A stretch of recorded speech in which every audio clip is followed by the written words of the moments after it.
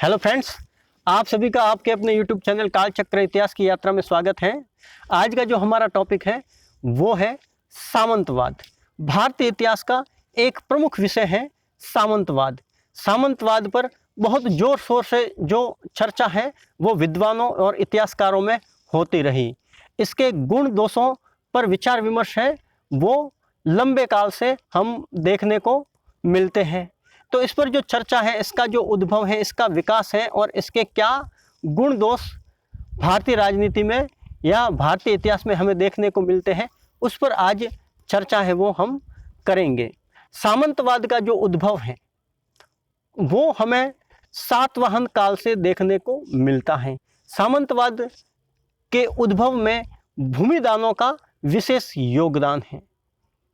सातवाहन काल में हम देखते हैं कि सातवाहन जो राजा हैं उन्होंने ब्राह्मणों को, मंदिरों को जो है धार्मिक उद्देश्य और शैक्षणिक उद्देश्य को लेकर दान है वो किए थे। बाद में जो जो काल बढ़ता गया और गुप्त काल आते आते ये जो भूमिदान हैं जो कि विशेषतः ब्राह्मणों को दिए जाते थे, उनमें हमें वृद्धि देखने को मिलती है। और गुप्त काल में बहुत सारे जो अधिकारी और मंत्री होते थे उनको नकद वेतन के बदले भूमिदान दिया जाता था। इसके अलावा ब्राह्मणों को भी भूमिदान दिया जाता था जिनको अग्रहार कहा जाता था। मंदिरों को भी शैक्षणिक और धार्मिक उद्देश्य के लिए भूमिदान है वो दिया जाता था। सबसे पहले जो भूमिदान दिए जाते थे उनमें सिर्फ वहाँ से राजस्व उगाही का जो अधिकार होता था या राजस्व प्राप्ति का जो अधिकार होता था वो ही सिर्फ भूमि ग्रहीता को प्राप्त होता था। लेकिन समय के साथ में राजा ने या सम्राटों ने राजस्व के साथ साथ समस्त प्रशासकीय जो अधिकार हैं वो भी भूग्रहीता को या भूदान लेने वाले को दे दिए। इन प्रशासकीय अधिकारों में होता था न्याय करने का अधिकार, अर्थात पहले जो लोग न्याय के लिए राजा के जो न्यायालय होते थे या अंतिम जो सर्वोच्च न्यायालय राजा होते थे उनके पास जाते थे, अब वो न्याय के लिए जो भूमि लेने वाला था उसके पास जाएंगे, अर्थात अग्रहार भूमि है तो ब्राह्मण के पास जाएंगे। और उसके साथ साथ में बाद में जो वहाँ की जो सैनिक व्यवस्था है वो भी उसी भूग्रहीता के पास में आ गई। कानून और न्याय व्यवस्था है उसकी भी जिम्मेदारी है वो उन्हीं के पास में आ गई।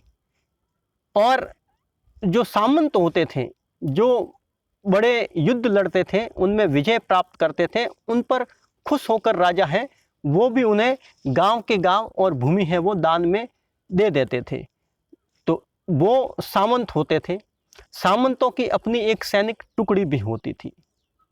सामंत जो होते थे, बड़े बड़े सामंत, वो अपने जो भूमि होती थी उसके अंदर भी वो भूमिदान दे देते थे।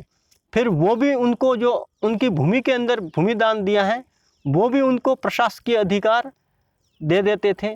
तो एक तरीके से सामंतवाद है वो राज्यों के अंदर राज्यों की व्यवस्था है और उस रूप में उभर कर आए।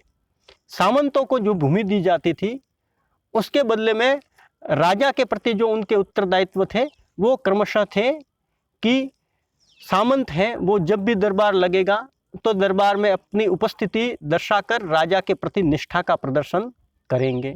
सामंत हैं अपनी कन्याओं का जो विवाह है वो राजकुलों में करेंगे। और जब भी राजा पर संकट आएगा या संकटकालीन परिस्थिति होगी या किसी शत्रु देश का आक्रमण या किसी दूसरे देश पर आक्रमण करना हो तो सामंत अपनी जो सैनिक टुकड़ी होती थी उनको राजा की सेवा में भेजेगा। अब जब भी युद्ध होता था तो राजा की सेना में विभिन्न सामंतों की जो सैनिक टुकड़ियां हैं वो आ जाती थी। उसमें फिर एक अहम की लड़ाई हो जाती थी कि वो सैनिक टुकड़ियां हैं वो किसके अंडर में या किसके दिशा निर्देश में लड़ेगी, क्योंकि जो सैनिक टुकड़ियां होती थी उनकी जो निष्ठा होती थी वो अपने सामंत के प्रति होती थी, न कि उस राजा के प्रति जिसके प्रति उसके सामंत की निष्ठा होती थी। इस तरीके से उनमें एकजुटता या एकता का अभाव हो जाता था। उनमें आपसी सामंजस्य है वो नहीं बैठ पाता था। यही कारण है कि बहुत सारे इतिहासकारों ने सामंतवादी व्यवस्था को भारतीय राजनीति के पतन का महत्वपूर्ण कारक है वो माना है। तो इस तरीके से बहुत सारे जो पक्ष हैं, अर्थात सामंतवाद की विवेचना करें तो हमें बहुत सारे उसके गुण भी देखने को मिलेंगे और उसके साथ साथ में उसके दोष भी देखने को मिलेंगे। दोष है वो आपको जैसे बताए कि जब युद्धकालीन परिस्थितियां होती थी तो आपसी सामंजस्य नहीं बैठ पाता था और बहुत बार सेना ज़्यादा होने के बाद में भी भारतीय शासक हार जाते थे। जबकि इसके गुणों की तरफ देखें तो इसके गुणों में सबसे महत्वपूर्ण जो गुण उभर कर आता है वो भू राजस्व की प्राप्ति है। क्योंकि जब सामंत को भूमि दी जाती थी तो वो खेती के लिए, कृषि के लिए लोगों को जो है प्रोत्साहित करते थे और ज़्यादा से ज़्यादा भूमि को जोता जाता था। इससे ज़्यादा से ज़्यादा भू राजस्व प्राप्त होता था और शासकों की जो आमदनी है वो बढ़ती थी। इसके अलावा जो शासक होते थे उनको जो दूरस्थ प्रांत होते थे वहाँ प्रशासकीय जो नियंत्रण है वो उस काल में, जबकि संचार की जो व्यवस्थाएं थी वो बहुत ही कमज़ोर थी या न के बराबर थी, तब प्रशासकीय नियंत्रण है वो राजा के लिए बनाए रखना बहुत ही ज़्यादा दुष्कर या मुश्किल भरा काम होता था। यह काम जो आसान करते थे वो सामंत होते थे। सामंत एक तरीके से राजा के एजेंट की तरह काम करते थे, जो कि प्रशासकीय नियंत्रण के साथ साथ में कृषि को जोतने के लिए प्रोत्साहन देने का काम भी करते थे और राज्य की समृद्धि में उनका महत्वपूर्ण योगदान होता था। और शांति व्यवस्था बनाए रखने का या न्याय का जो जिम्मा है वो राजा उन सभी से अपने आप को मुक्त पाता था और वो अपना समय है वो दूसरे जरूरी कामों में लगा सकता था। तो इस तरीके से हम यदि सामंतवादी व्यवस्था पर विचार विमर्श करें तो उसके गुण और दोष दोनों देखने को मिलते हैं। आज का जो आपका टॉपिक है वो यही समाप्त होता है। धन्यवाद।